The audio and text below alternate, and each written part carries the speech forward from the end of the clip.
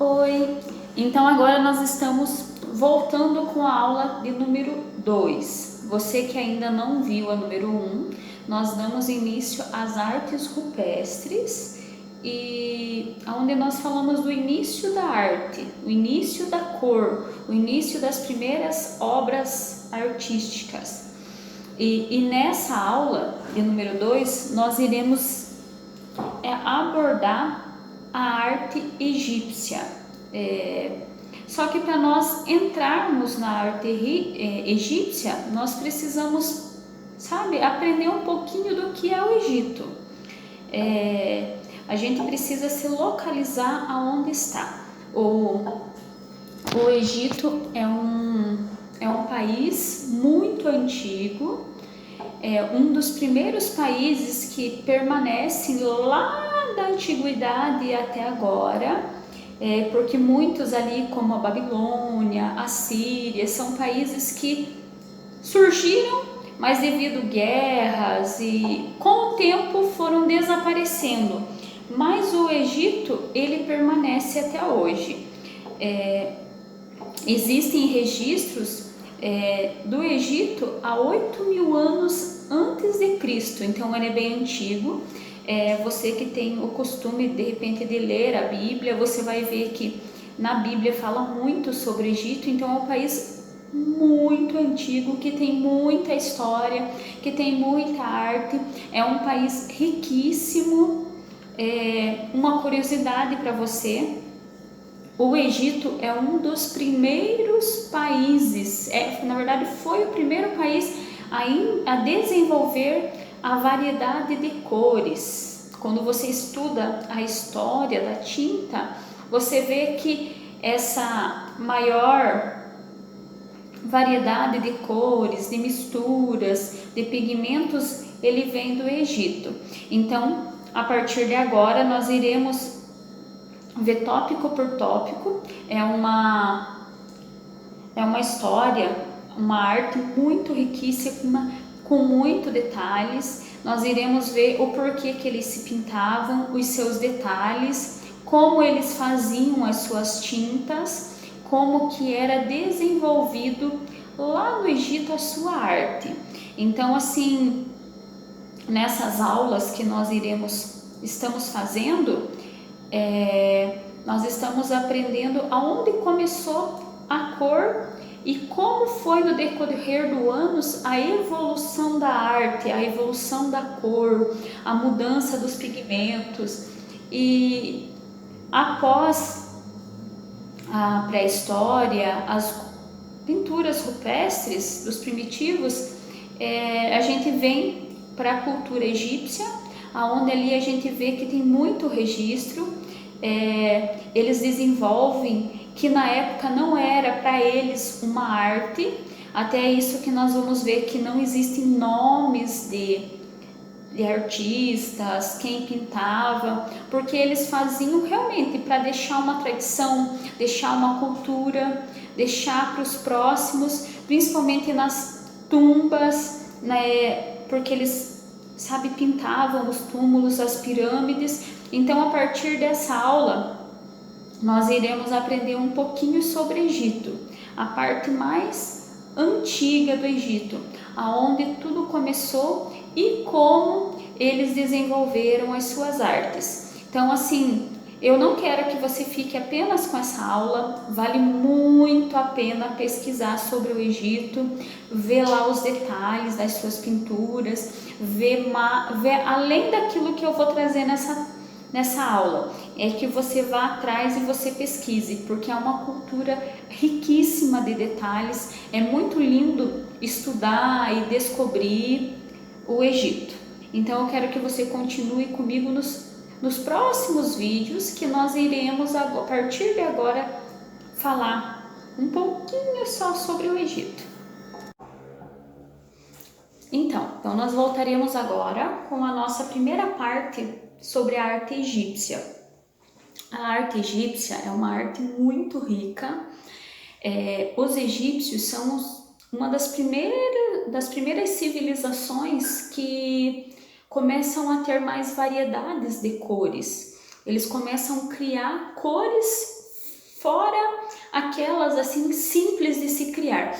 Como na arte rupestre, eles pegavam ali, eram cores básicas do que eles tinham. Na civilização egípcia, nós começamos a observar que eles já não agem mais só no impulso de simplesmente desenhar nas paredes o seu dia a dia. Já cria-se já um porquê eu estou fazendo isso. A arte egípcia, ela na verdade, ela é uma mistura do político com o religioso, porque eles não tinham definido, tipo, isso é política, isso é religião, como nós temos hoje. Como que funciona hoje? Nós vamos lá, votamos nos nossos representantes. No Egito, não. No Egito funcionava assim. Eles tinham lá uma dinastia que ia passando de pai para filho e eles acreditavam assim, que o faraó era um deus que vinha lá da onde eles acreditavam, onde moravam os deuses, que vinha para habitar na terra. Então esse deus era escolhido para governar os egípcios.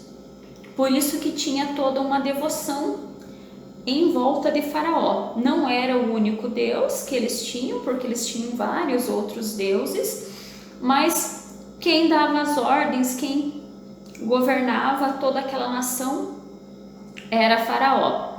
O Egito, ele tem registros muito antigos. Ali ninguém sabe ao certo, mas 3.000 anos antes de Cristo já se falava no Egito e já se tem registro de artes, de tudo aquilo que foi encontrado deles.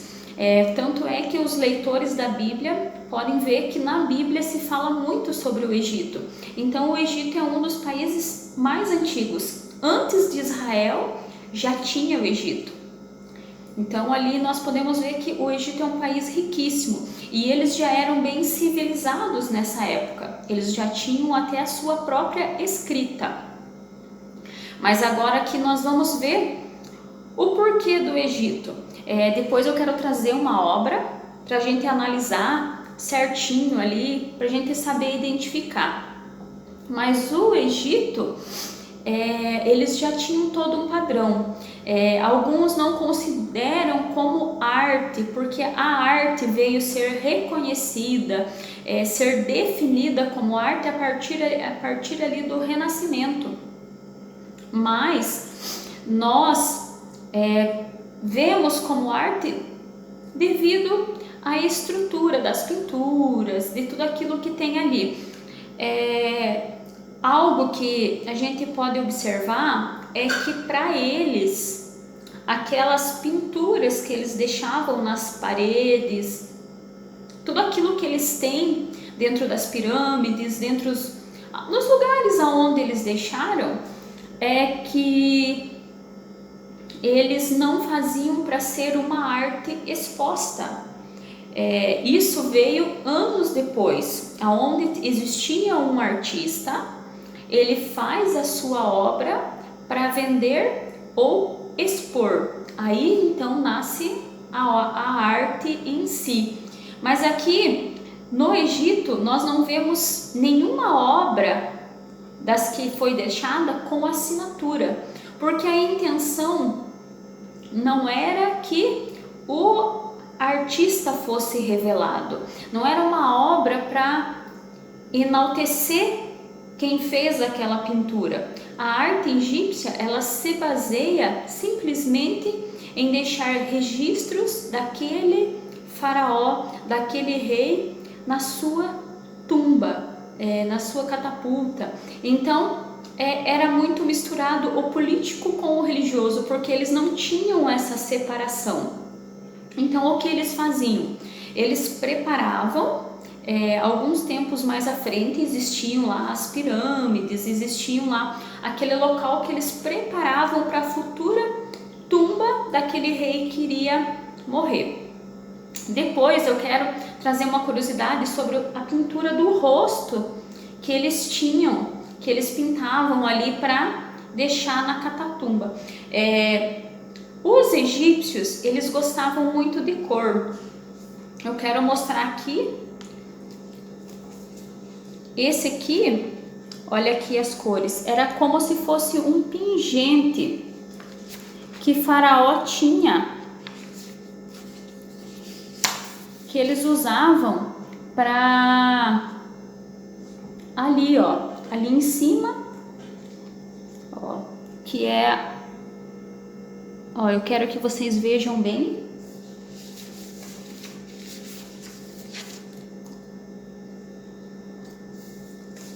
Repara bem nas cores que tinha ali. Isso aqui era uma espécie de pingente, ó. Então a gente veja a variedade das cores, como o vermelho, o azul e ali o próprio dourado, que eram cores já fortes, cores bem nítidas que já apareciam na arte egípcia.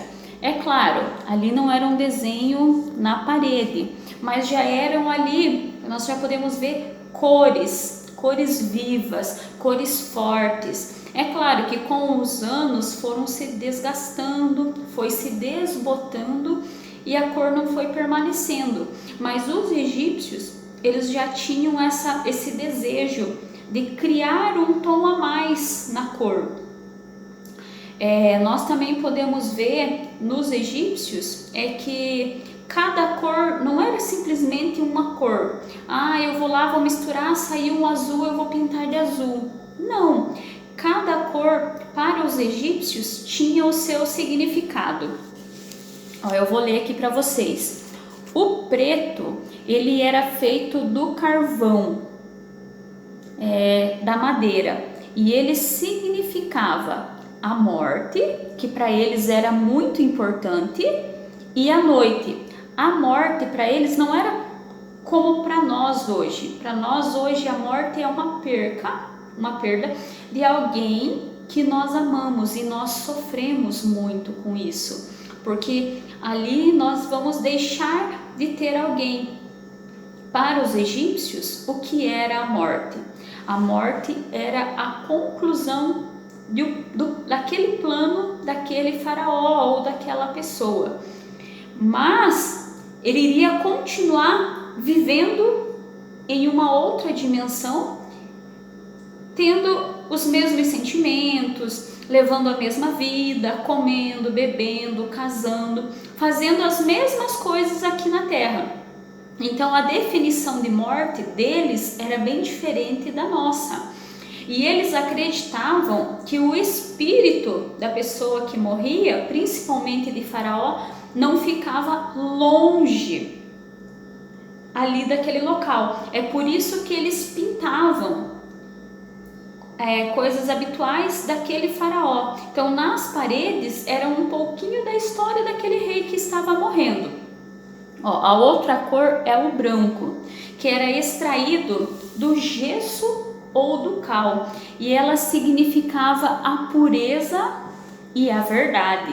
Então a gente já vê que aqui eles já têm o gesso, eles já usam o cal, que são materiais que na arte rupestre já não aparecia.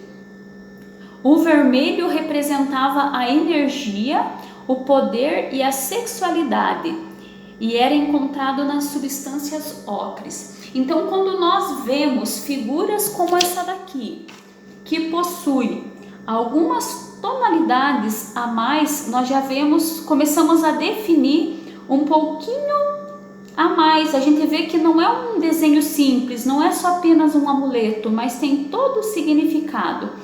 O amarelo, que é o ouro, ele estava associado à eternidade e era extraído do óxido de ferro hidratado.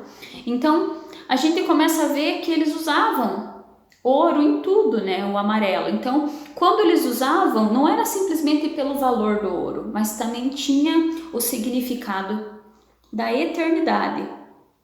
Por isso que a pirâmide também ela era colocada ali, por causa que focava para a eternidade, para o céu. O verde, que simbolizava a regeneração da vida e era obtido do malaquite do Sinai. Então a gente pode ver sim, os egípcios eles tinham muito a religião nas suas pinturas. Tudo era para esse lado, a pureza, a morte, a regeneração da vida. O azul já era extraído do carbonato de cobre e era associado ao rio Nilo e ao céu. O rio Nilo foi responsável pela a criação ali do povo do Egito. Para quem não sabe, o rio Nilo é o rio principal do Egito. O Egito ele se baseia, ele está ali e é representado assim. Tem uma grande parte de deserto. A maior parte do Egito ele é deserto. E a população se concentra a maior parte ali nas redondezas do Nilo. Então o Nilo para eles não é apenas um rio. O Nilo ele traz a fertilidade, ele traz a produção e o alimento.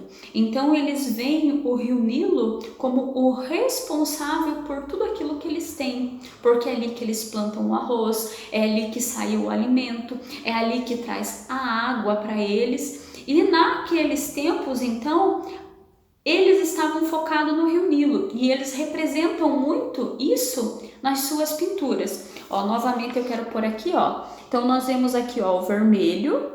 Nós vemos o amarelo no ouro, aqui no dourado, e temos o azul, que é do rio Nilo, ou do céu. Então, assim, para chegar a pintar o faraó escolheu alguém para trazer uma pintura. Não era simplesmente chegar e pintar. O artista que faria essas obras, ele não podia chegar e expor o seu estilo. Não, ele tinha todas essas regrinhas, que eram as regras da frontalidade. O que eram as regras? O que são essas regras? A regra da frontalidade é assim: o tronco ele sempre vai estar para frente, mas o rosto sempre vai estar olhando para o lado. Mas o olho da pessoa, ela não vai estar acompanhando o rosto, ele vai estar olhando para frente.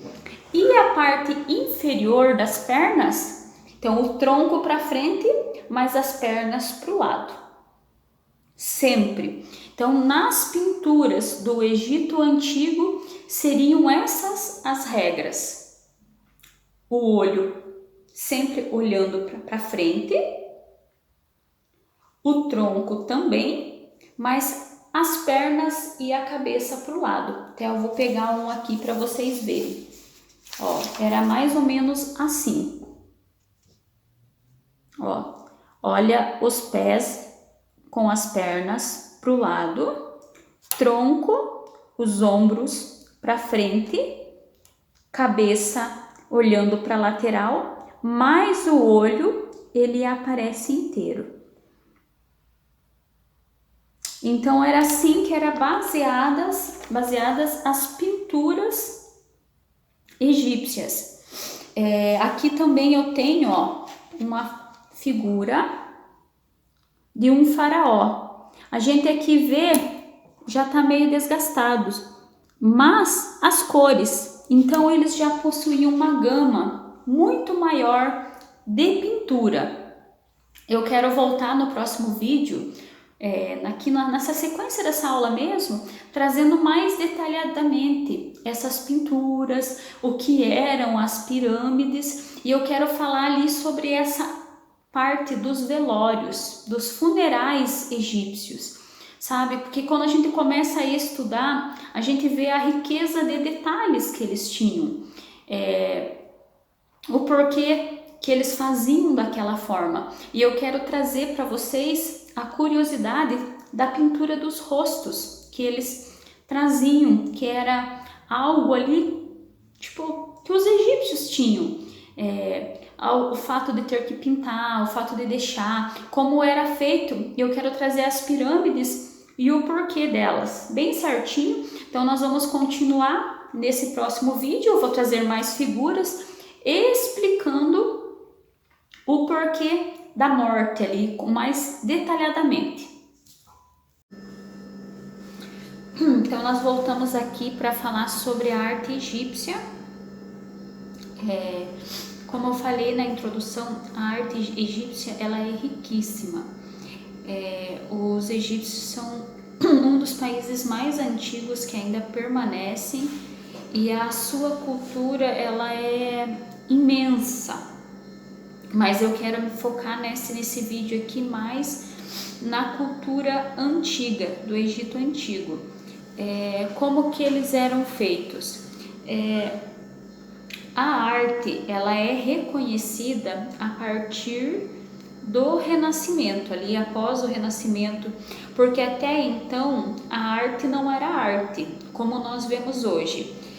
A arte para nós é algo lindo, algo bonito que a gente faz para ser exposto, para ser mostrado, algumas vezes na maioria, na verdade das vezes, para mostrar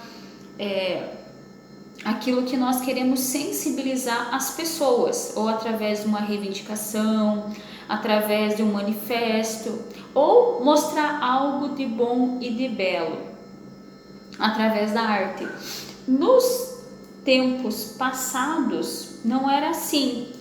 Como eu expliquei na arte rupestre, que foi a aula 1, eles colocavam nas suas paredes, nas paredes das cavernas, o seu cotidiano, como era a vida deles, expondo algo que eles queriam deixar para a geração futura, ou até mesmo para contar suas vitórias na caça, na pesca e outros.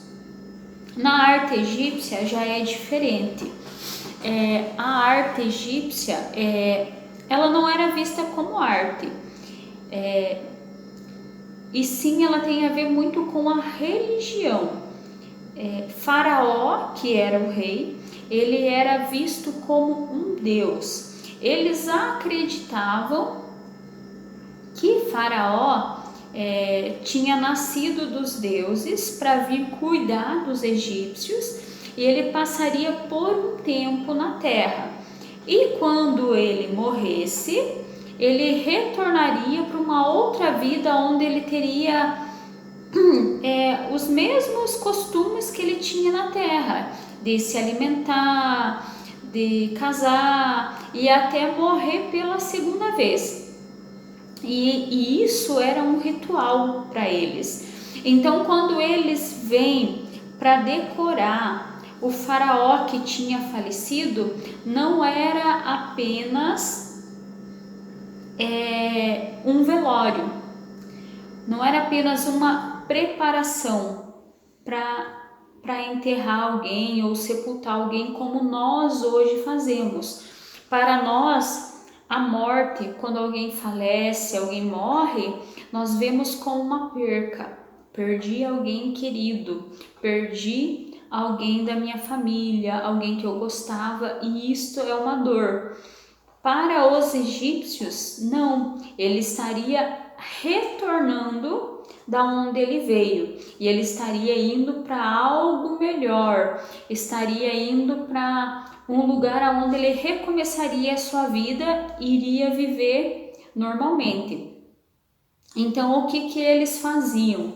Eles traziam o faraó, eles mumificavam, embalsamavam e eles decoravam todo o lugar onde o faraó iria estar. Normalmente era em pirâmides. Eu trouxe aqui uma foto, deixa eu mostrar para vocês, destas pirâmides. Aqui tem uma outra que na verdade é praticamente a mesma. E essas obras que eram feitas dentro aonde Faraó iria ficar, ela não era observada como uma arte. Eu vou trazer um artista do Egito para decorar onde Faraó ia ficar. Não, eram pessoas que se destacavam na sociedade egípcia, que sabiam produzir suas tintas, que sabiam ali, tinha ali todo um talento, e até mesmo porque eles não assinavam quem fez. Então, quem fez não era tão importante. O importante é que ficasse bonito para que Faraó tivesse ali o seu descanso. Eles acreditavam que a alma não ficava muito longe do corpo. Então eles ficavam ali reverenciando, preparavam todo o local. E durante a vida de Faraó, no seu auge da vida, alguém vinha e pintava o rosto de Faraó. Pintava ali com as tintas que eles possuíam na época, que não difere muito da arte rupestre. Eles usavam o carvão vegetal, usavam o óxido de ferro, eles usavam os materiais que eles tinham ali na redondeza deles ou lugares próximos do Egito. Então eles pegavam esses materiais, produziam as suas tintas. Os egípcios, eles já apresentam mais tonalidades de cores. Eles são um dos primeiros povos a apresentar variedade de pigmentos. Então eles já começaram ali a criar. O povo egípcio, por mais antigo que seja, nós já vemos toda uma estrutura, toda uma modernidade em tudo que eles faziam. Quando nós lemos livros antigos, até mesmo a Bíblia, nós vemos o quê? Que o Egito ele já tinha uma organização, ele já tinha métodos, ele já tinha coisas que para os outros povos em volta nem pensavam ainda em ter. Eu quero mostrar para vocês então a figura. Aqui nós iremos falar da composição dessa arte. O que é a composição? Nós iremos analisar as cores com o padrão, com os tamanhos. A composição é você fazer uma análise geral do ambiente e de tudo que estava acontecendo. Essa figura ela está no livro Ateliê de Artes Visuais por Amanda Siqueira Torres Cunhas. É esse livro aqui. Eu não me baseei somente nele, até mesmo porque ele tem bem pouquinho sobre a arte egípcia, mas eu achei muito interessante esse desenho aqui, Ele vai estar espelhado para vocês, mas eu quero que vocês observem o que se passava aqui. Aqui é Faraó. Faraó sempre está no centro. Aqui ele não está bem no centro, mas ele está aqui, Ele sempre é maior do que os demais. Aqui nós encontramos os sacerdotes, e aqui nós encontramos as servas reverenciando. E aqui um outro servo já mumificando. Atrás nós podemos ver aqui, as escritas de Faraó. E aqui já é uma representação pintada de como eram os funerais egípcios. Nas paredes eles escreviam. Os egípcios eles já possuíam a sua escrita própria. Não era assim uma escrita, ela era formal, mas como apenas alguns tinham direito a aprender, então dependendo de quem ia fazer aquela arte, aquela escrita, poderia mudar os símbolos, os sinais, porque eles não tinham toda a metodologia que nós temos agora, então cada um aprendia de uma forma diferente do outro.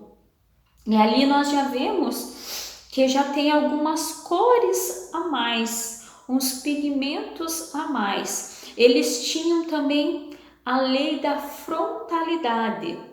Sempre o tronco aqui, ele estava de frente para a pintura, e isso era uma regra. Eles gostavam e queriam que fosse assim. Então sempre o tronco para frente e o rosto sempre na lateral. Então eles ficavam mais ou menos assim, aonde eles destacavam o olho e a maquiagem. Os egípcios usavam muita maquiagem, muita pintura no rosto. Eu quero fazer dentro dessa aula, sabe, um pedacinho para nós falarmos dessa tinta, dessa maquiagem também que leva cor e tá dentro da arte egípcia. Aqui, ó.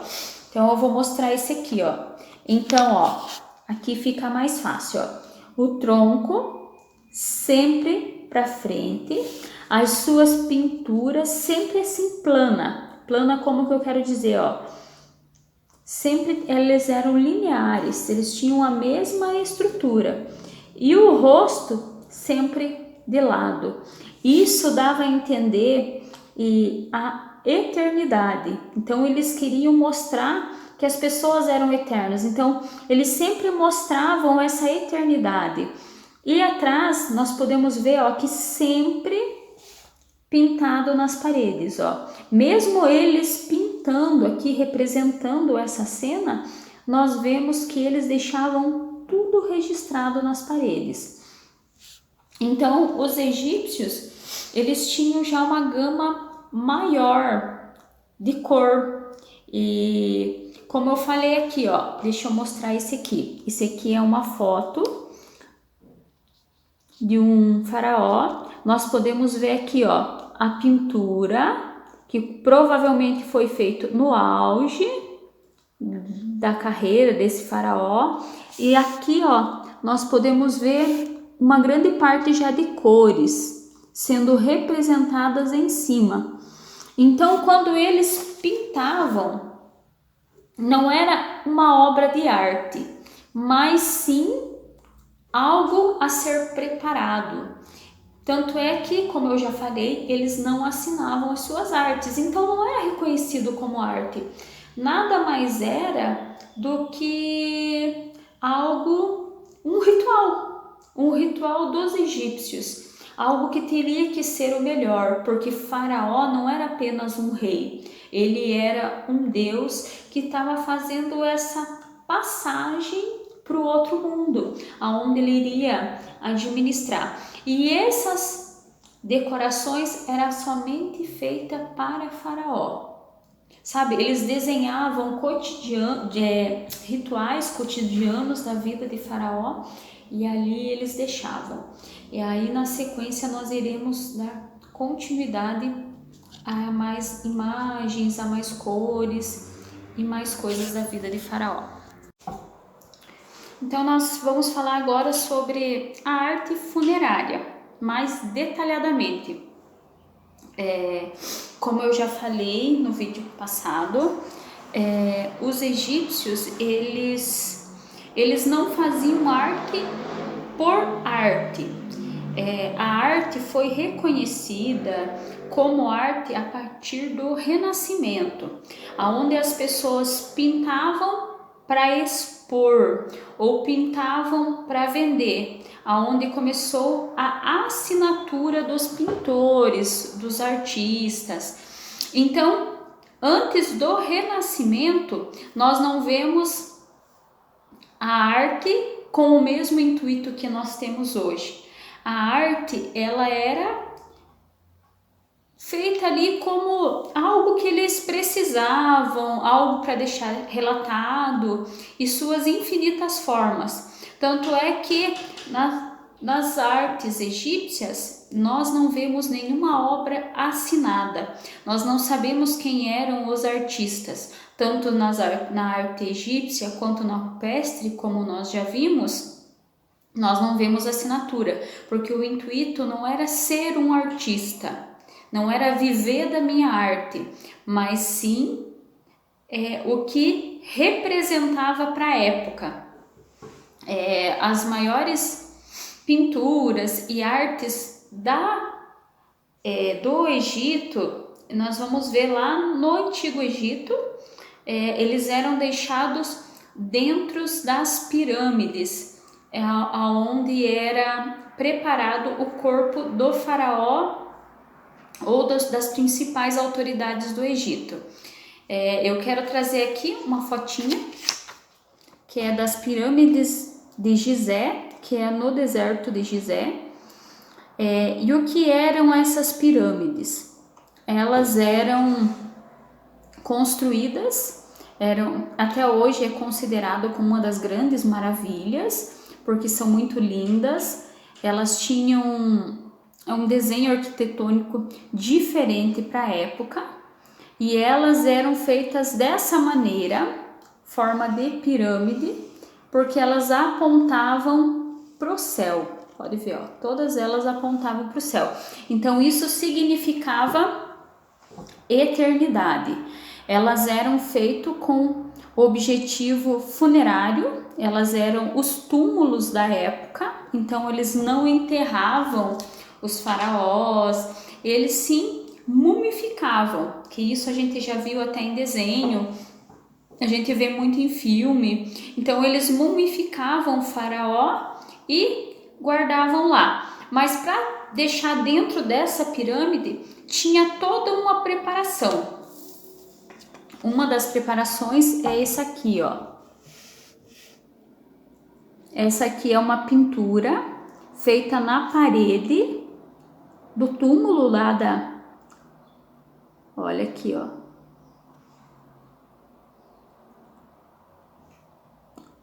Da Hepipet, o nome dela, Hepipet.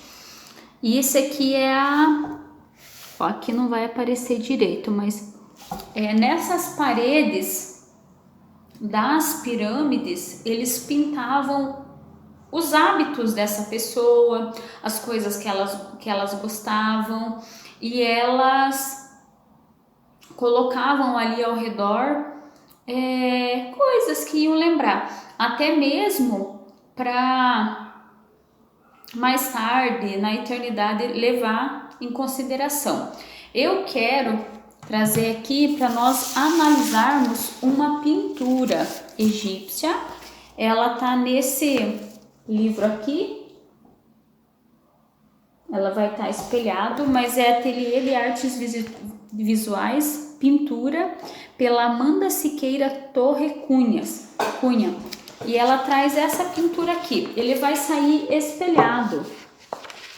O meu celular ele não vai inverter. Mas eu quero que vocês analisem essa pintura comigo. Deixa eu ver se eu deixando mais longe, ele fica mais claro, ó. E o que traz nessa pintura? O processo funerário após a mumificação. Aqui no meio, nós vamos ver que Faraó, ele já está mumificado, até mesmo porque ele está em pé, com postura ereta, ele já está ali, ó, durinho. E aqui nós vamos identificar, então nós vamos ver a composição dessa arte. O que é a composição? Nós vamos entender o que é o tema, as cores ali um pouco usada, a altura, a frontalidade. Nós vamos entender essa pintura. Eu quero trazer aqui de novo, ó, mais perto. O que é o tema? Então nós vemos aqui que é o funeral de um faraó. O faraó, ele era considerado o rei supremo, um deus. Ó, ele está ali quase no centro da pintura, aqui. E nós vemos aqui, ó, pessoas levemente inclinadas para ele, porque eles acreditavam que o espírito de Faraó ficava próximo ao corpo. Então eles acreditavam que Faraó se fazia presente nessa cena. Aqui nós vemos as mulheres, com certeza adorando ali, ó, a Faraó, nós vemos os sacerdotes. Esses sacerdotes, eles estão com utensílios, nas mãos, e com esses utensílios eles estão usando produtos nessa mesinha que vai usar na dissecação do corpo, que era feita através dos olhos, nariz e boca, para a conservação do corpo para a eternidade. Aqui nós vamos ver o chacal, uma pessoa vestida de chacal, que era um deus egípcio, então essa pessoa estava representando esse deus, o qual iria cuidar do corpo de Faraó. Nós vemos aqui, que já temos cores: preta, branco, o marrom, um leve azul aqui, e essas tintas já eram produzidas por eles mesmos através do carvão, do óxido de ferro, produtos naturais que nós já vimos no outro vídeo. E nós podemos ver também, que aqui atrás estava sendo pintado. Então eles já tinham desenhos nas paredes. Então esse túmulo aqui já estava praticamente completo. Claro que aqui é uma cena uma cena pintada do funeral. E nós podemos ver a frontalidade. Aqui Faraó não está totalmente, ele já está de lado, mas nós podemos ver aqui, no chacal, pés para o lado, ombro para frente. Aqui, como eles estão encurvados, nós já não observamos tanto essa frontalidade, mas pés para o lado, esse aqui ele já está com levemente para frente, mas é porque aqui eles estão inclinados.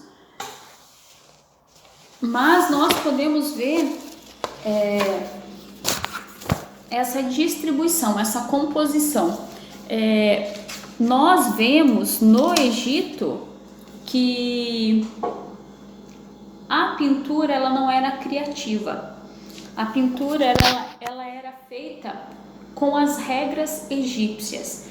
Então, se eu fosse lá a pintora que ia fazer as paredes lá da pirâmide, eu não poderia usar a minha própria arte e mudar as técnicas, não. Existiam regras, porque não era uma arte, era um trabalho funerário, era uma preparação. Então deveria ser dentro daquilo que eles acreditavam. E a frontalidade, aonde eles exibiam, como eu já falei, o olho inteiro, mas com a cabeça para o lado, ombros para frente e pernas virada para o lado, ela dava uma sensação de plano, e isso significava a eternidade. Então trazia uma harmonia quando eles olhavam, e isso era uma característica deles. Até nessa figura aqui, nós podemos ver que tá mais visível, tá mais fácil, tem mais cores. Nós podemos observar melhor, o chacal aqui do lado, o faraó e o outro servo aqui, Então, o que nós podemos ver no Egito? Nós observamos ali, e até mesmo a altura, é isso que eu quero que vocês observem, principalmente nessa daqui, é que as pessoas, elas eram pintadas não conforme a sua estatura real, mas elas eram pintadas conforme o seu nível de autoridade. Sempre Faraó era o mais alto nas pinturas, ele era o maior e o que se destacava mais. Aí os servos vinham após ele. Então nós podemos observar na pintura egípcia a riqueza de detalhes. Então, quando nós olhamos num museu, num livro, uma pintura dessa, às vezes você pode até dizer, parece pintura de criança. ali uns desenhinhos, todos eles iguais, não tem muito movimento. Mas o que nós podemos, sabe, nós temos que observar, nós temos que olhar em consideração quem era, que tempo era e o porquê que eles faziam. Eles não faziam para simplesmente pintar ou exibir um talento, não, eram pessoas profissionais dedicadas ao faraó. Então, quando eles faziam ali, era um ritual religioso, o qual eles estavam, sabe, dedicando ao seu Deus, que na época era faraó. Era uma preparação do corpo do seu Deus, do seu rei, ali como o faraó era visto. Então, toda vez que você encontrar uma pintura egípcia, comece a olhar com os olhos da arte egípcia. Não fique olhando, esses desenhos, essas cores não combinam, porque não era isso que eles queriam. Eles exaltavam os significados. Tudo bem? No próximo videozinho, eu quero falar um pouco, assim como curiosidade, porque em filmes, em desenhos, a gente vê muito maquiagem no povo egípcio. E hoje nós temos um ver da maquiagem. Então agora na sequência eu quero vir com o vídeo sobre maquiagem egípcia. Então quero voltar aqui antes de encerrar, com uma curiosidade sobre a arte egípcia. Por volta do ano 1615, o historiador Pietro della Valle, um italiano, ele em viagem ao Egito, ele encontra esses retratos, os retratos de Fayum. De repente vocês já viram falar. Eles foram encontrados no Oásis de Fayum. Esses retratos, eles são conhecidos como os mais conservados que já foram encontrados da época. Eu quero mostrar aqui, um deles. A gente vê assim que eles são bem realistas. A pessoa, todos os retratos, a pessoa está olhando, como se estivesse olhando para mim. Esses retratos, eles eram pintados no auge da idade da pessoa. Então ali na juventude ou no começo da fase adulta, eles chamavam alguém para pintar esses retratos, e eles eram pintados em madeira ou em peças de linho, em tecido, e eles eram pendurados na parede das casas dessas pessoas, que provavelmente eram pessoas de classe média alta.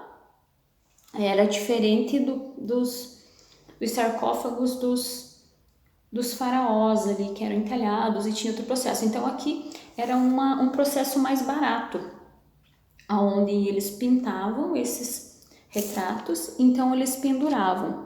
E quando a pessoa vinha a falecer, eles colocavam em cima, perto ali onde está o rosto, e eles acreditavam que eram para os deuses reconhecer a pessoa no pós-morte. Por isso que eles estão de frente, para facilitar esse reconhecimento. Normalmente eles eram usado cera, água e clara de ovo misturado com pigmentos. Acredita-se que ali o clima do Oásis de Fayum, um clima muito seco, favoreceu a conservação dessas pinturas. Então eu quero mostrar mais alguns aqui, Acredita-se que através das joias, das tranças, se vocês forem procurar na internet, vai encontrar muito mais retratos, que existem mais de 300 espalhados por vários museus do mundo. Acredita-se com os detalhes pintados, os adornos, as tranças, os detalhes no cabelo, pode-se identificar qual época que eles viveram. Eu quero trazer mais um aqui, ó, ela com o cabelo todo cacheado, ela aqui com um detalhe ali, e ele também, ó. Então eles faziam e colocavam em cima da tumba. Esse aqui ó, chama bem atenção porque o amarelo se conserva bem vivo. Existem cores e é do realismo. Ó, essa daqui, ela ali já tem a pintura dos adornos, do brinco, dos colares. Então é bem interessante, vale a pena procurar. E isso foi descoberto com riquezas de detalhes. Então a gente vê assim que por mais que o artista não assinava suas obras, não era reconhecido como artista, nós vemos o tão grande talento que possuía esses pintores egípcios da época. Acredita-se que esses retratos foram feitos ali em torno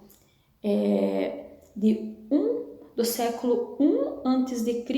até o século IV depois de Cristo, aonde ali já existia uma influência da civilização romana sobre o Egito. Acredita-se que a civilização romana e a grega tinha muita influência na religião egípcia.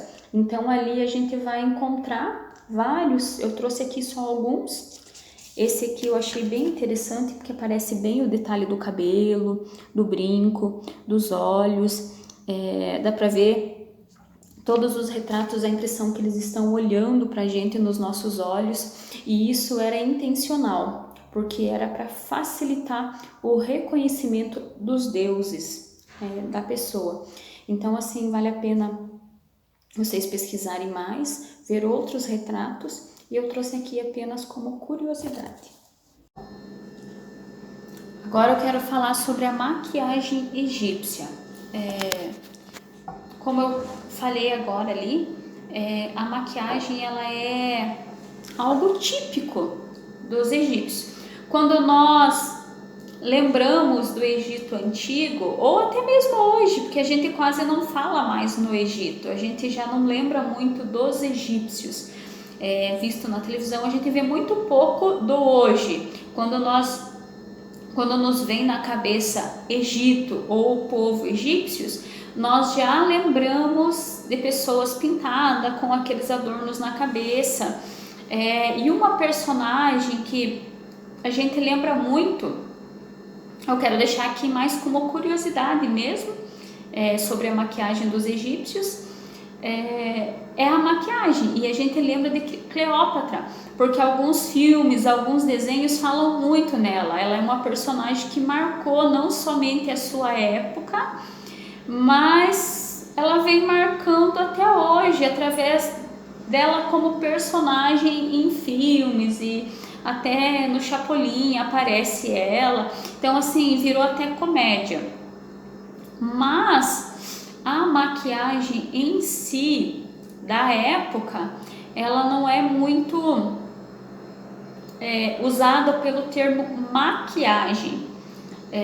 A maquiagem, nós vamos ver, ela era feita ao redor dos olhos. Deixa eu tirar meu óculos aqui, nessa região, principalmente aqui, porque o povo se concentrava, a maioria, em volta do rio Nilo.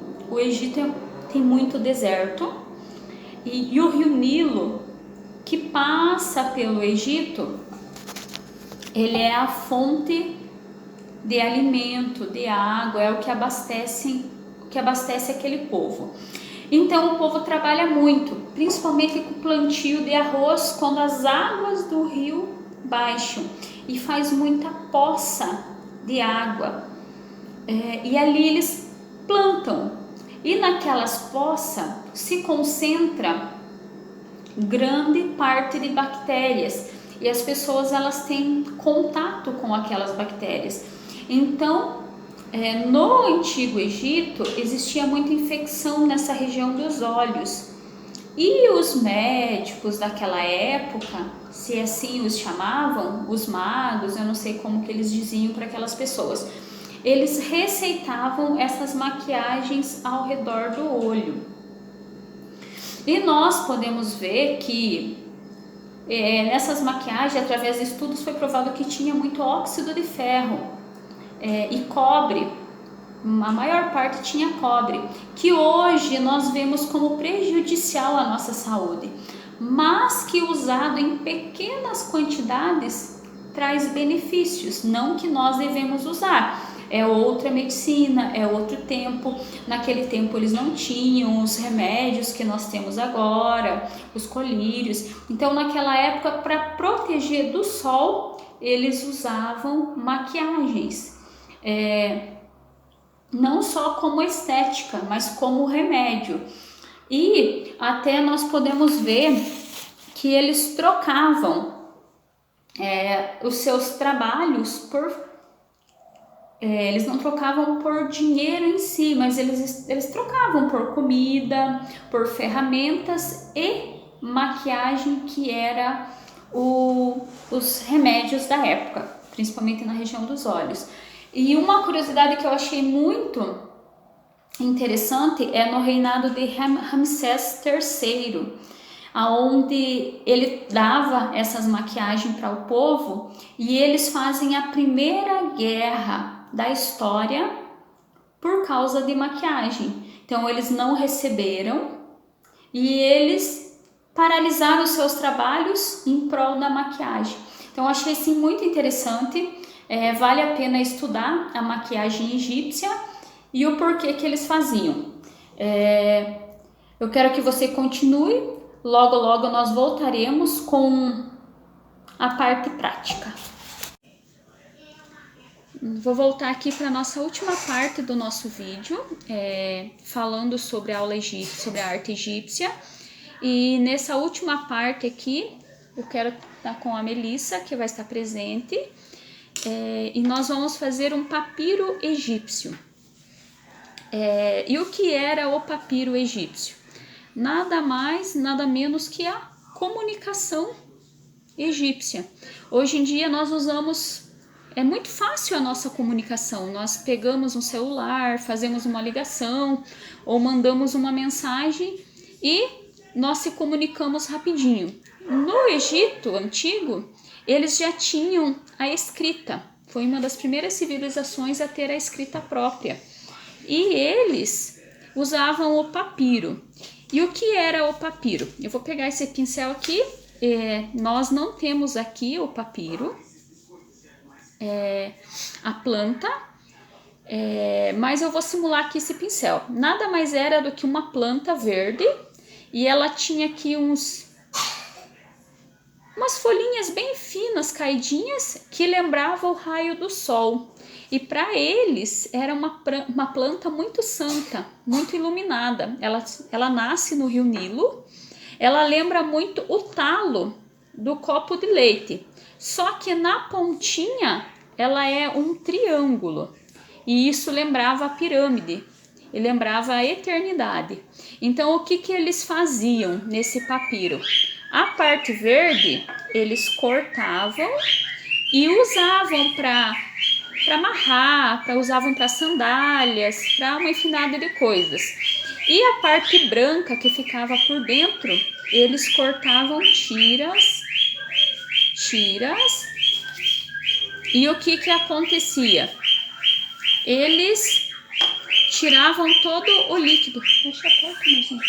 Tiravam todo o líquido com um rolo. Então eles passavam o rolo para tirar a água, porque ela é muito suculenta, e o açúcar. Mas o açúcar eles não passavam até ela ficar bem fininha, porque era essencial que ficasse um pouquinho de açúcar naquelas lasquinhas de papiro, porque o açúcar depois ele virava cola. Mas agora eu vou começar a fazer o papiro, e conforme eu for fazendo, eu vou explicando como era mais o papiro, que vai ficar mais fácil de entender. Eu vou precisar que vocês peguem 2 folhas papel sulfite branca. E vocês vão dobrar elas bem fininha, como se fosse um leque. Vocês vão dobrar elas bem fininhas para quebrar a fibra do papel. Vai dobrar ela bem fininha. Eu vou dobrar ela aqui rapidinho.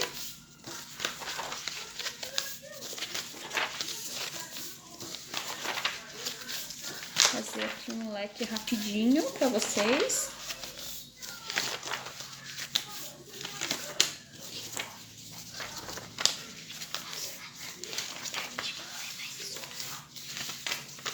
Ó, nós vamos dobrar aqui, ó.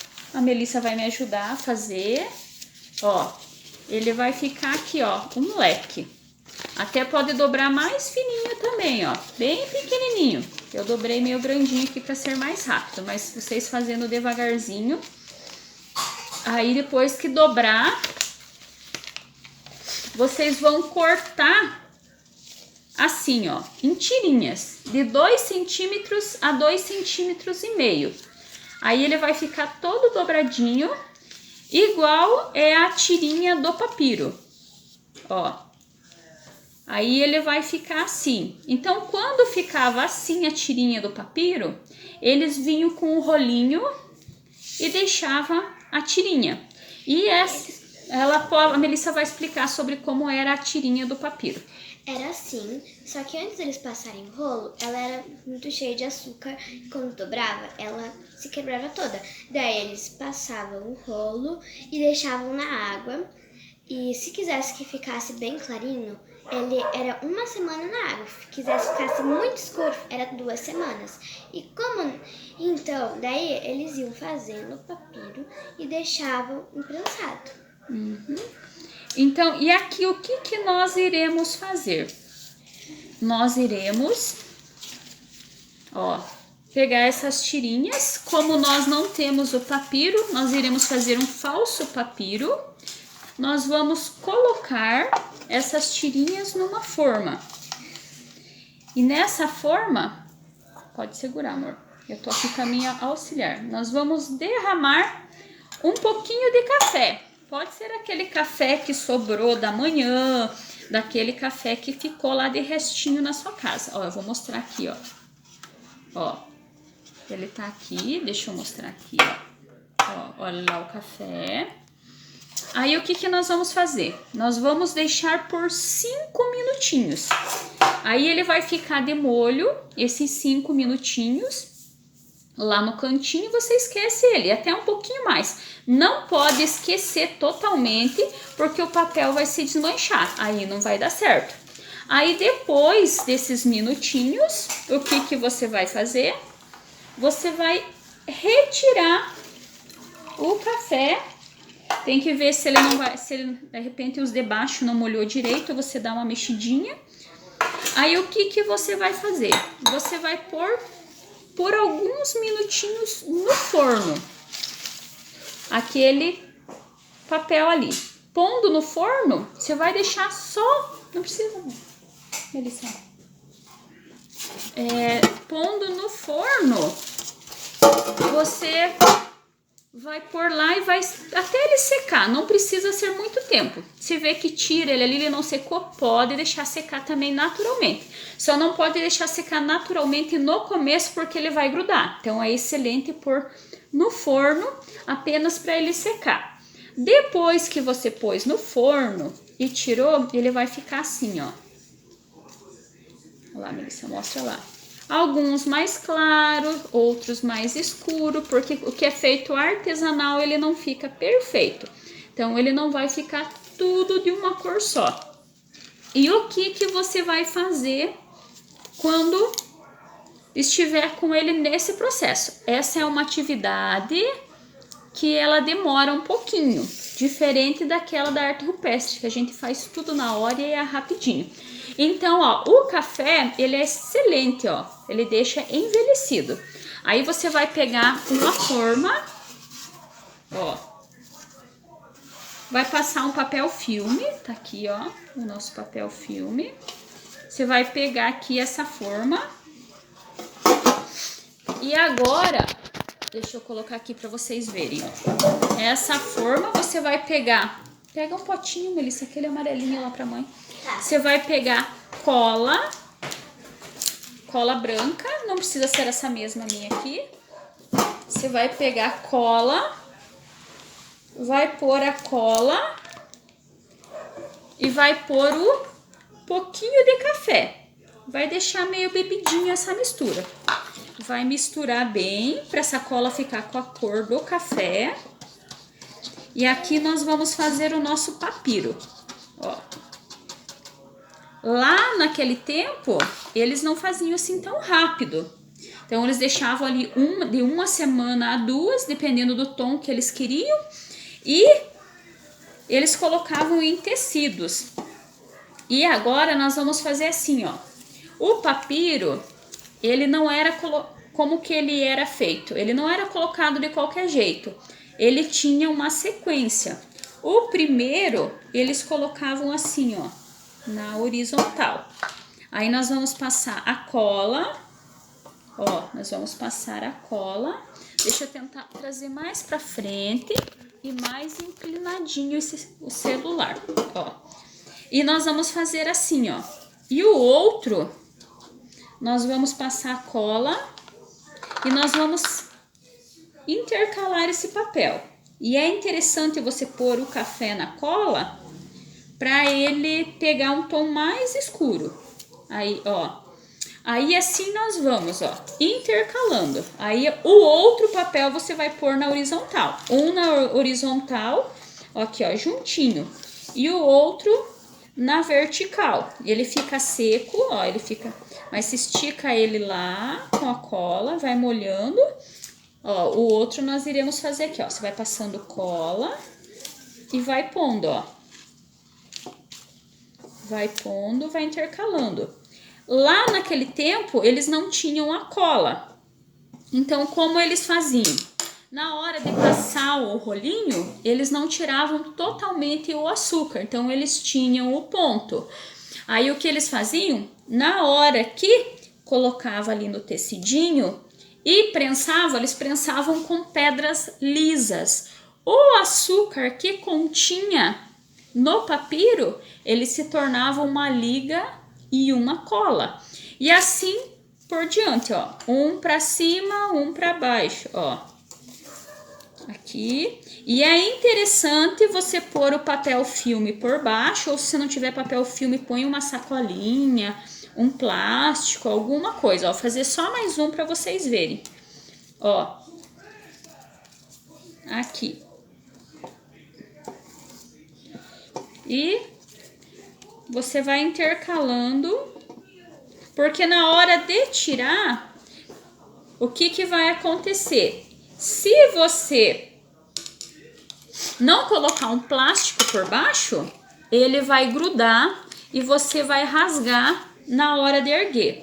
Aí você vai fazer assim até o final. Se você quiser fazer ele maior, pega uma forma maior. Como aqui eu só queria mostrar, eu já tenho um pronto. Eu peguei uma forma pequenininha, para ficar mais fácil para mostrar. E o meu eu já tinha feito, ó. Ele ficou assim. E o papiro, para ser reconhecido lá no Egito, se ele é original ou não, eles erguem para cima. Se tiver linhas horizontais e verticais, ele é verdadeiro. Se não, ele é falsificado. Aí você pode fazer assim, ó. Você vai cortar para deixar, porque os egípcios eram muito perfeccionistas. Ó, você vai cortar ele aqui. O meu pegou uma cor clarinha. Você pode deixar com café mais forte. O meu foi bem fraquinho. Deixar um pouquinho mais no café. Ó, e aqui ficou o papiro. Se você tiver curiosidade, ache pinturas feitas em papiro. Então, ele era feito para fazer desenhos, outros usavam para mandar mensagens. E aqui, cadê uma? Ó, aqui eles usavam para pintar. Posso pintar? Pode, a Melissa vai pintar, ó. Então, o que era o papiro? Era a comunicação da época. É muito interessante Você que quer fazer na casa, você pode até criar um símbolo. Põe lá a letra A, um coração, a letra B, uma estrela. É muito legal fazer com crianças. O que você vai fazer? Fazer uma pessoa egípcia. Ah, tá. Mas tem que ser uma coisa mais rapidinha, amor. Aí, o que acontecia? Os egípcios usavam muito enigmas. Então, lá você pode criar com o seu filho ou na sua escola, como professor, criar lá o seu enigma. Criar lá o seu alfabeto. Você pode até dar um nome lá para a tua turma, dar um nome para o teu alfabeto. E escrever frases com aqueles enigmas. E nessas frases pode virar uma brincadeira para cada um tentar adivinhar o que o outro escreveu. Pode ser uma frase da aula, pode ser uma frase da matéria ou algum recadinho de um aluninho para o outro. Muito interessante. A gente pode até pegar os próprios simbolozinhos egípcios que eles usavam. E é uma tarefa bem legal, bem divertida. Ela demora um pouco, vai levar mais, de repente, de uma aula para fazer, porque numa aula vai ter que deixar de molho, pôr para secar. Ou, de repente, você já pode levar as tirazinhas já prontas. Elas pode levar elas secas e usar eles para colar, entendeu? E deixar de um dia para o outro e na próxima aula usar no recorte ali. A Melicinha tá fazendo aqui o seu desenho. Ela terminando eu já vou mostrar para vocês. Ela vai fazer rapidinho, mas você pode fazer um desenho mais detalhado, pode fazer uma coisa bem sim que envolva a sua aula. Deixa eu mostrar ali, depois você termina. Ó, a Melicinha fez aqui. Ela desenhou um egípcio. Ele tá de lado, como nós aprendemos. Você pode pedir para eles desenhar, usar mais cores, usar os tons usados no Egito, que vai ficar bem interessante para a criançada, ou fazer em casa, para a criança já ir aprendendo, já ir se informando. Então a arte egípcia ela é bem interessante. Eles são muito criativos. E é muito interessante você começar a ler, a ver os desenhos, a prestar atenção em tudo aquilo que foi estudado durante essa aula e começar a olhar com outros olhos, porque muitas vezes a gente acha que é só um desenho na parede, que é só uns rabisquinhos. Não, tem toda uma dinâmica, toda uma técnica por trás daqueles desenhos que os egípcios usavam. Então é muito interessante e vale a pena estudar. Tem vídeos na internet como era feito o papiro. É muito interessante e vale a pena ver. Então, agora que nós estamos terminando a nossa segunda aula, arte egípcia, a nossa próxima aula vai ser arte grega. É muito interessante você deixar embaixo o teu comentário, porque, como eu já falei, é para minha faculdade. Eu preciso dos seus comentários, da sua interação, e ele vale como meu estágio supervisionado. Esse ano de pandemia, as escolas estão mais fechadas, e esses meus estágios seriam para alunos do ensino fundamental. Por isso que eu estou trazendo a parte dinâmica aqui, a parte prática, que eu daria para as crianças. Então, muito obrigado você que assistiu até agora, que fez a sua tarefinha, que ficou comigo até o final. Eu agradeço você de coração. Então, ó, a Melissa aqui terminou o desenho dela. As crianças da sua casa vão amar, é muito interessante e é muito pedagógico, sabe? A criança já vai entrando na história e vai entrando na arte, tá? Muito obrigada!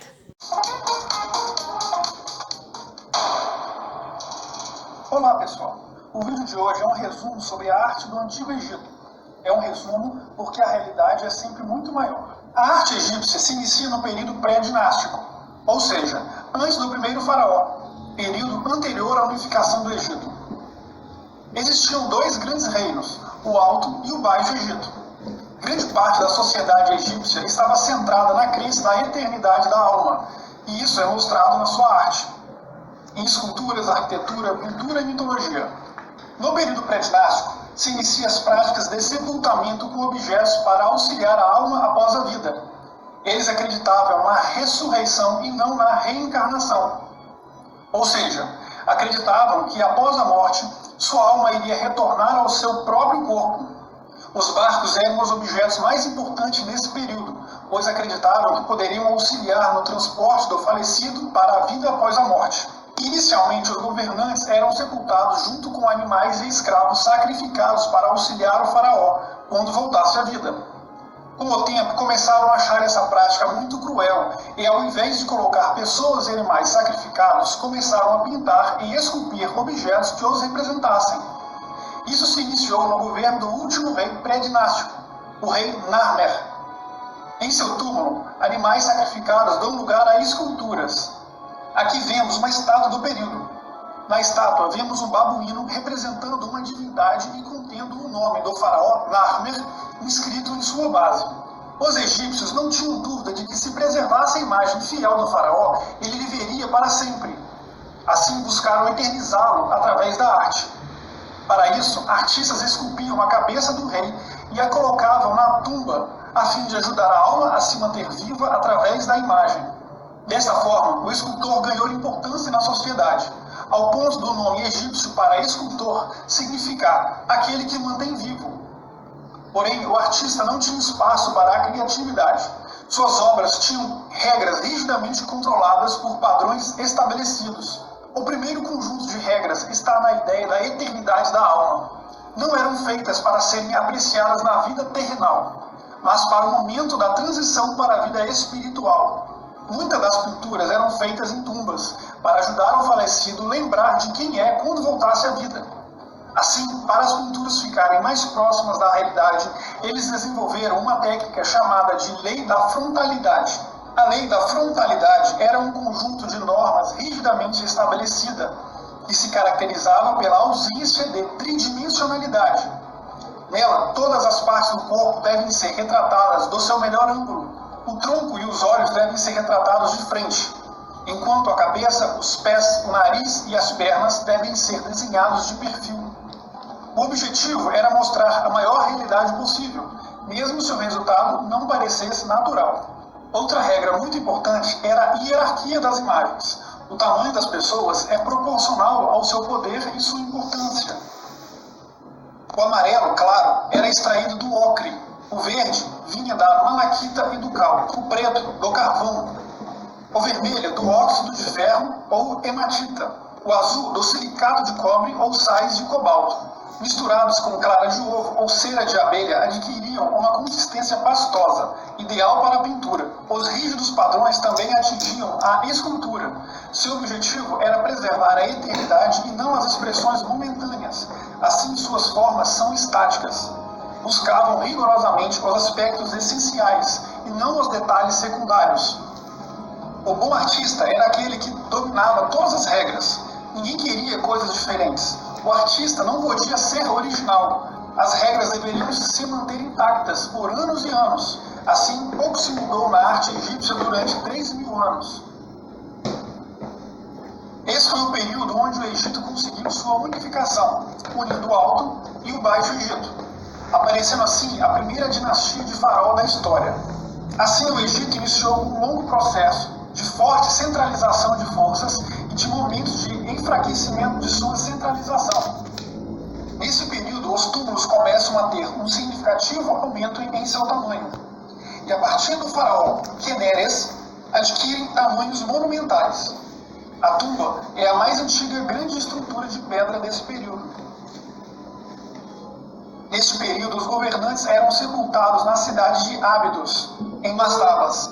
Eram construções retangulares de apenas um andar, que tinham a finalidade de sepultar o corpo do faraó, que ficava em uma câmara no interior da construção. O primeiro faraó de destaque do Antigo Império é Djoser. Djoser ganhou muito dinheiro explorando as minas de cobre do Sinai, e com isso resolve mudar a sede do poder para Memfis. Para mostrar seu aumento de poder, Djoser busca aumentar ainda mais a altura de suas mastabas. Para isso, contrata o arquiteto chamado Imhotep. Para aumentar a altura das mastabas, Imhotep tem a ideia de construir uma mastaba em cima da outra, formando assim a primeira pirâmide de degraus do Egito. Outro faraó que teve grande destaque é Snéfro. Snéfro enriqueceu o Egito significativamente. A riqueza lhe permitiu construir a primeira pirâmide com os lados lisos do Egito, a Pirâmide Vermelha. Ela recebeu esse nome devido à cor avermelhada da rocha que reveste o seu interior. O segundo faraó da quarta dinastia é Quéops, um faraó de grande destaque para a história e para a arquitetura. Seguindo a tendência de concentração de poder e o aumento de gastos públicos com construções, Quéops contrata o arquiteto Ankaf com a missão de construir a maior pirâmide de todas, a Pirâmide de Quéops, em Gizé, uma das maravilhas do mundo antigo. Seu interior se torna mais complexo, contendo a câmara do faraó, da rainha, entre outras dependências. E sabe muito pouco sobre sua vida e seu reinado. A única imagem completamente preservada do faraó é essa estatueta. Seguindo a mesma tendência do faraó anterior, o faraó Khefren ordena a construção da segunda pirâmide de Gizé, que leva o seu nome. A pirâmide de Khefren é a única que ainda tem o resto do revestimento que dava o aspecto liso da pirâmide. Reparem no tamanho das pessoas perto dos 143 metros de altura da pirâmide. Além da pirâmide de Khefren, o faraó também manda construir a grande esfinge de Gizé. É a maior estátua feita de monolito do mundo. Tem 73 metros de comprimento e 20 metros de altura. As pinturas nas paredes das pirâmides se popularizam a partir do reinado de Tete. Agora, além dos custos das pirâmides, também tem os custos de sua decoração. A crescente construções de pirâmides e o inchaço da burocracia egípcia traz o descontentamento das forças locais, acarretando no fim do Antigo Império e o retorno do Alto e do Baixo Egito, iniciando um período marcado por uma forte instabilidade econômica, social e com pouca produção artística. Por volta de 2040 a.C., o rei de Tebas consegue estender suas terras para o Baixo Egito, conseguindo unificar novamente o Egito. Assim, iniciou o período chamado de Império Médio. Foi um período centrado no fortalecimento do Egito e com pouca produção artística relevante, porém destaca uma escultura de grande beleza desse período. Essa escultura era de uma esfinge, porque seu penteado se estende horizontalmente na parte de trás, onde repousa ao longo de um corpo de leão. Tempos depois, ela foi para Roma e fez parte da grande coleção de arte egípcia do imperador Adriano. No Médio Império, o Egito tem sua primeira faraó mulher, Neferusobek, que, sem herdeiros, veio a enfraquecer sua dinastia, contribuindo para a invasão dos Hicsos e o início do segundo período intermediário. A ocupação dos Hicsos só terminou com o faraó Amoses I, que, a partir de Tebas, organiza suas forças para expulsar os invasores e reunificar o Egito novamente, dando início ao Império Novo e ao gosto pela expansão territorial. Ainda na 18ª dinastia, o Egito volta a ser governado por uma mulher. Desta vez é Hatshepsut. A faraó ordena a construção de um hipogeu, em homenagem ao deus Amon-Ra, deus Sol. Hipogeus são túmulos escavados em rochas e com muitas galerias internas. Sua construção é considerada um dos impecáveis monumentos do Antigo Egito. Lembram que as esculturas e pinturas eram rigidamente controladas nos mínimos detalhes, como a posição do olho, do braço, como fazer o nariz, e assim não tinha muito espaço para a criatividade do artista? Pois que surge o faraó Amenófis IV e se rebela contra as rígidas regras artísticas e religiosas. Ao romper com as regras artísticas e com a lei da frontalidade, os artistas tiveram mais espaço para a criação, inaugurando um florescente período para a arte egípcia. Assim surge uma das obras mais conhecidas do Antigo Egito, o busto da Nefertiti, esposa de Amenófis IV. A emblemática escultura de 50 centímetros possui uma naturalidade até então jamais vista. O artista alonga o pescoço para dar um ar de elegância na escultura. Para parecer mais real, o artista utilizou quartzo para fazer um olho e depois pintou. Reparem em seu olho esquerdo. Está estranho, né? Foi porque a obra está inacabada, faltando a pintura do seu olho esquerdo. A finalidade da escultura foi servir de modelo para retratar a Nefertiti em outras obras posteriores, pois a rainha não poderia ficar posando como modelo para todas as esculturas que fizessem dela. A forma como a escultura da Nefertiti foi achada merece um destaque. Ela foi descoberta pelo arqueólogo alemão Ludwig Borchardt em 1922. Ludwig sabia que ele não poderia sair com a escultura do Egito. Então, para isso, ele mentiu para as autoridades egípcias, dizendo que a obra não tinha nenhuma importância histórica e artística. Assim, o alemão consegue levar a obra para a Alemanha, onde se encontra até hoje. O governo egípcio já pediu várias vezes ao governo alemão devolver a obra, mas a Alemanha ainda não devolveu. Amenófis IV também rompeu com a solene e rígida dignidade dos faraós anteriores, preferindo representar com sua esposa Nefertiti, acariciando seus filhos sob as bênçãos do sol. Isso chocou enormemente os egípcios mais tradicionais. As mudanças feitas por Amenófis IV não pararam por aí. O faraó também tentou pôr fim ao culto politeísta e impor o culto monoteísta no Egito. Para ele só havia um Deus supremo, o Deus Atom, representado pelo Sol. Para tentar consolidar o monoteísmo centrado em Atom, Amenófis IV troca seu nome para Akhenaton, em homenagem ao deus Atom. Essas atitudes revoltaram os sacerdotes e os líderes locais. Posteriormente, os sacerdotes apoiam outro faraó, o jovem Tutankhamon, de apenas 9 anos. E os sacerdotes buscaram retornar com todas as rígidas regras artísticas. Teve uma morte prematura aos 18 anos. Não houve tempo hábil para ser construído um grande túmulo. Assim, seu corpo foi sepultado em uma modesta tumba, abaixo do solo. Essa condição fez com que as areias do deserto o cobrissem, ficando assim escondido de saqueadores por séculos. O túmulo só foi descoberto em 1922 pelo arqueólogo inglês Howard Carter, praticamente intacto. Alguns dos objetos achados em seu túmulo ainda tinham um moderno estilo da religião de Atom, como por exemplo o trono real de Tutankhamon, mostrando Tutankhamon sentado na mesma altura de sua esposa. Isso poderia ter escandalizado os conservadores de seu tempo por não ter respeitado o tamanho das pessoas proporcionalmente ao seu prestígio. A imagem também mostra que o Deus Sol ainda estava presente em seu reinado e está estendendo suas bênçãos sobre o faraó e a rainha. Dentro do túmulo tinham vários objetos muito preservados. Uma escultura de ouro do faraó, estátua de cachorro, uma espécie de tataravô do galgo italiano, entre outros objetos. Mas o objeto mais famoso é a máscara de ouro que o cobria. Repare nos maiores detalhes de acabamento dos objetos. Grande parte disso só aconteceu graças ao faraó anterior, Amenófis IV. Agora, o próximo faraó de grande destaque foi o grande Ramsés II, um dos maiores governantes da história do Egito. Para saber mais sobre Ramsés II, assista nosso vídeo sobre o Antigo Egito. Após a morte de Ramsés II, o império se enfraqueceu e iniciou uma sucessão de invasões ao Egito. De maneira resumida, esse período se inicia com a invasão dos persas ao Egito e termina com a invasão dos macedônicos por Alexandre o Grande. Sendo assim, o terceiro período intermediário foi marcado pelo período que o Egito foi dominado pelos persas. Após a morte de Alexandre, seu império foi dividido entre seus generais. Assim, Ptolomeu ficou com o território do Egito, iniciando assim a dinastia Ptolomaica. Neste período, a arte egípcia adquire uma forte influência grega, devido seus governantes serem macedônicos.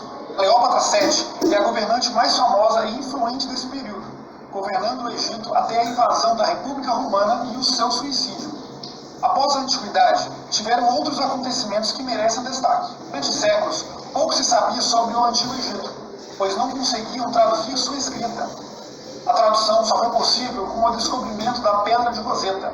Durante o final do processo da Revolução Francesa, uma campanha liderada por Napoleão Bonaparte foi ao Egito, levando muitos soldados e muitos cientistas, pesquisadores e arqueólogos. Durante a campanha, os arqueólogos franceses descobriram uma pedra contendo o mesmo texto escrito em 3 idiomas diferentes: o hieróglifo do Antigo Egito, o demótico, escrita do Egito Tardio, e em grego antigo. Como já se sabia sobre o grego antigo, assim foi possível fazer a tradução de grande parte dos textos do Antigo Egito. Por fim, finalizaremos contando a participação do Brasil na preservação da história egípcia. Dom Pedro II tinha um grande interesse sobre a história egípcia desde criança, quando entrou em contato com uma vasta coleção de arte egípcia comprada pelo seu pai, Dom Pedro I. Em 1871, Dom Pedro II viaja ao Egito e lá visita todas as 18 pirâmides do Baixo Egito e fica impressionado com seu mau estado de conservação. Constrangidos com as observações do imperador, as autoridades egípcias fazem uma surpreendente doação ao imperador, a de um sarcófago ainda nunca aberto. O sarcófago pertencia a uma cantora que viveu no Egito no ano de 750 a.C. Assim, com os esforços de Dom Pedro I e Dom Pedro II, o Brasil se torna o país com o maior acervo do Antigo Egito da América Latina, tendo mais de 700 peças, entre múmias, animais, artefatos, amuletos e sarcófagos. Porém, na noite de 2 de setembro de 2018, um incêndio atingiu todo o Museu Nacional e hoje os funcionários do museu lutam com escassos recursos para tentar recuperar o que for possível da história, da nossa história.